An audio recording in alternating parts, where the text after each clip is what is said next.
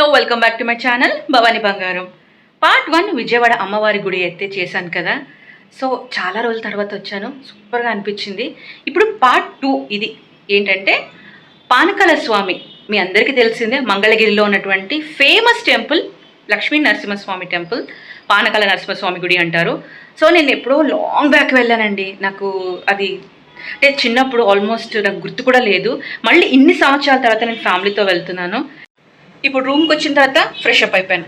అక్కడికి వెళ్ళి video continue చేస్తాను. ఎలాగో గర్భగుడిలో తీయరు, అది అందరికీ తెలుసు. సో బయట ఇన్ఫర్మేషన్ ఇచ్చుకుంటూ వెళ్దామని అనుకుంటున్నాను. ముందైతే అమ్మవారి గురించి చెప్పాలి. దర్శనం అయితే చాలా అద్భుతంగా జరిగింది. I'm so happy. అండ్ నాతో పాటు వచ్చిన వాళ్ళు, మా మదర్, అందరూ హ్యాపీ. చాలా సంవత్సరాల తర్వాత వచ్చాను. ఎండని కూడా లెక్క చేయలేదు దర్శనానికి. అమ్మ ఎంత హాయిగా ఉంది అంటే ఓకే. సో విజయవాడ నుంచి అంటే అమ్మవారి గుడి నుంచి పానకాల స్వామి గుడి చాలా దగ్గర కదా, ఇంత దూరం వచ్చాం కదా, అది కూడా దర్శించుకొని వెళ్ళిపోతే బాగుంటుంది అనిపించింది. సో నెక్స్ట్ అక్కడ కంటిన్యూ చేస్తున్నాము. ఎవరైతే సబ్స్క్రైబ్ చేయలేదో కంపల్సరీ సబ్స్క్రైబ్ చేసుకోండి, నా ఛానల్ సపోర్ట్ చేయండి. And once again thank you so much. మంచి మంచి కామెంట్స్ ఇస్తున్నారు, లైక్స్ ఇస్తున్నారు. Thank you. ఇంక ఇలాగే మీరు సపోర్ట్ చేయాలని కోరుకుంటున్నాను. ఇంకా వెళ్తూ మాట్లాడుకుందాం. ఓకే.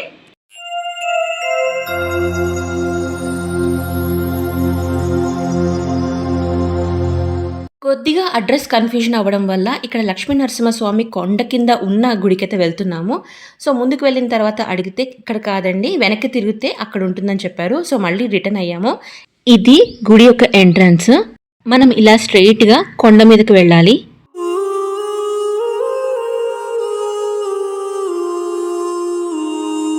మంగళగిరి అనేక శతాబ్దాలుగా ప్రసిద్ధి చెందిన పట్టణం. ఈ స్వామివారిది ప్రసిద్ధ స్వయంభు క్షేత్రం. గుంటూరు జిల్లా మంగళగిరి కొండపై ఉన్న ఈ ఆలయంలో స్వామీజీకి పానకం నైవేద్యంగా సమర్పిస్తారు. అది అందరికీ తెలుసు. కొండ కింద లక్ష్మీ నరసింహస్వామి, మేము కన్ఫ్యూజన్ అయి వెళ్ళామని చెప్పాను కదా, అదే అనమాట. కొండపై పానకాల స్వామి, కొండ శిఖరంపై గండాల స్వామి అని అంటారంట. ఇది అత్యంత పురాతనమైనది. మంగళగిరి పానకాల స్వామి ఆలయ యొక్క విశేషాలు కొంచెం చెప్తాను. ఇక్కడ స్వామివారు నోరు తెరిచున్న ఆకారంలో ఉంటారు. భక్తులు సమర్పించే పానకాన్ని అంటే బెల్లం నీరుని స్వామి నోటి ద్వారా సగం తాగి సగం వదిలేస్తారంట. ఈ వింత ఎంత పానకం తాగినా కూడా కిందకి జారిపోతుంటుందంట. సో రీచ్ అయిపోయాము. ఇంకా ఇక్కడ చెప్పులు వదిలేసి బై వాక్ త్రూ వెళ్ళాలి. సో ఎలాంటి ఎండ తగలకుండా, కాళ్ళు కాలకుండా మనకైతే చక్కగా వెట్ మ్యాట్ వేశారు, పైన గ్రీన్ కూడా వేశారు, చిలక జోషం. అండ్ ఇక్కడి నుంచి చూస్తే మొత్తం ఊరు కనిపిస్తుంది. కొండ మించి బ్యూటిఫుల్ వ్యూ అవుతుంది. అసలు మంగళగిరి అంటే చిన్న ఊరు అనుకున్నాను, కానీ ఇక్కడి నుంచి చూస్తే అర్థమవుతుంది ఎన్ని ఇళ్ళు ఉన్నాయో. అసలు ఎంత బాగుంది తెలుసా. ఈవినింగ్ అయితే అద్దరిపోతుంది అనమాట వ్యూ. ఇక్కడ స్థల పురాణ గురించి చెప్తాను. కృతాయుగంలో స్వామి స్వయంభుగా వెలిశారని, బ్రహ్మదేవుడు ఇక్కడ తపస్సు చేసి స్వామిని ప్రతిష్ఠించాడని పురాణాలు చెబుతున్నాయి. చిలక జోషం వాళ్ళైతే పిలుస్తూనే ఉన్నారు, కానీ వినడానికి బాగానే ఉంటుంది, కానీ విన్న దగ్గర నుంచే లేనిపోయిన అనుమానాలు. అందుకే వీటికి కొంచెం దూరంగా ఉంటాను. ఇప్పుడైతే లైన్లో జాయిన్ అయిపోతున్నాను. అమ్మవాళ్ళు ముందుకెళ్తున్నారు. దర్శనం ఒక టైమింగ్స్ ఏంటంటే ఉదయం 5 గంటల నుంచి మధ్యాహ్నం 12:30 వరకు, మరియు సాయంత్రం 4 గంటల నుండి రాత్రి 8:30 వరకు ఉంటుంది. మేము వెళ్ళిన రోజు లక్కీ డే అని చెప్పుకోవచ్చు. ఆ రోజు మధ్యాహ్నం క్లోజ్ చేయలేదు. 3:30 అవుతుంది టైం. ఇంకా గుడి ఓపెన్లోనే ఉంది. లైన్ క్యూలో వెళ్తున్నప్పుడు నేను ఒకటి అబ్జర్వ్ చేశాను. చిన్నపిల్లలో పెద్దవాళ్ళు తెలియదు కానీ ఇలా chips packet and water bottles అయితే లైన్లో పడేశారు. గుడి ప్రాంగణంలో ఇలా చేయకండి, దయచేసి డస్ట్బిన్లో వేయండి. లైన్ అయితే స్పీడ్గానే కదులుతుంది. సో మేము కూడా ఫాస్ట్గా వెళ్ళిపోతున్నాం దర్శనానికి. ఇంకొంచెం ముందుకెళ్తే మనము పానకాల స్వామి గుడిలోకి అయితే వెళ్ళిపోతాము. చాలా సంవత్సరాల తర్వాత వస్తున్నాను. ఇక్కడే 100 రూపీస్ టికెట్ కౌంటర్ కూడా ఉంది. ఈ పక్క లైన్ అంతా 100 రూపీస్ అనమాట. పైన లక్ష్మీదేవి టెంపుల్ ఉంటుంది, అటు నుంచి వెళ్ళాలి. ఇది ఎగ్జిట్. సో ఇప్పుడైతే ఇది గర్భగుడి అనమాట. లక్ష్మీ నరసింహస్వామి సన్నిధికి వెళ్తున్నాము. మనం 50 రూపీస్ పెట్టి పానకం కోసం టోకెన్ అయితే తీసుకోవాలి. ఆ టోకెన్ చూపించిన తర్వాతే మనకి బాటిల్లో ఆ పానకం పోసి ఇస్తారనమాట. సో ఇప్పుడు మేము లోపలికి వెళ్ళిపోతున్నాము. ఈ రోజు రష్ కూడా బాగానే ఉంది, ఎందుకంటే ఏకాదశికి ఇలాగే ఉంటుందంట. చాలా మంది అయితే 2 3 బిందెలు తీసుకొని వెళ్తున్నారు. నేను ఇందాక చెప్పాను కదా, లక్ష్మీదేవికి అటు నుంచి మెట్ల నుంచి వెళ్ళి అటువైపు ఎగ్జిట్ అనమాట. మా దర్శనం అయిపోయి బయటకు వచ్చాము.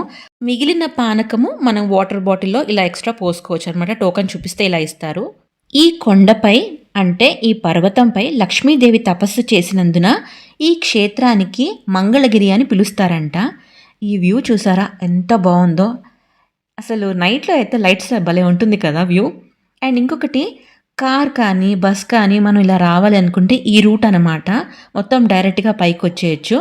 అండ్ ఇది కాకుండా నడిచి రావాలనుకునే వాళ్ళకి అంటే నేను ఇంతకుముందు చెప్పాను కదా చిన్నప్పుడు ఎప్పుడో వెళ్ళానని, అప్పుడైతే అన్ని మెట్లు కొండెక్కి వెళ్ళాను.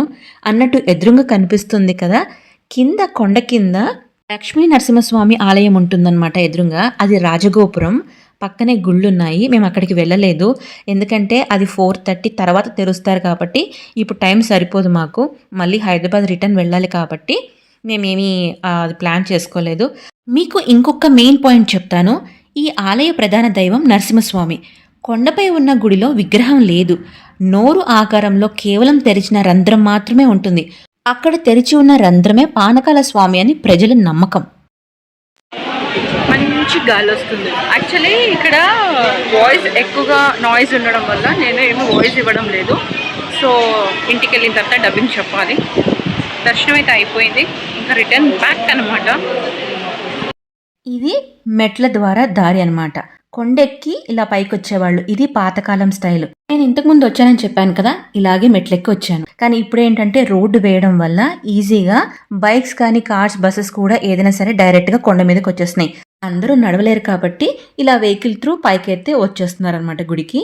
కానీ చాలా తక్కువ మంది మాత్రం అన్ని మెట్లెక్కి దేవుడి కోసం దర్శనానికి వస్తున్నారు.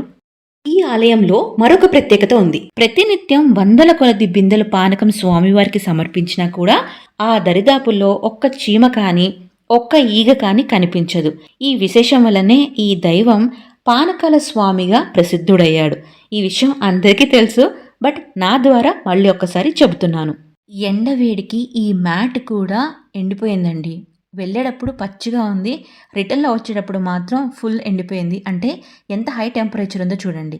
మనకి ఎలాంటి కన్ఫ్యూజన్ లేకుండా టికెట్ కౌంటర్ ఎటు, వాష్రూమ్స్ ఎటు, సో బస్సెస్ అన్నీ ఎక్కడ అవుతాయి ఇవన్నీ వాల్ మీద క్లియర్గా రాశారు.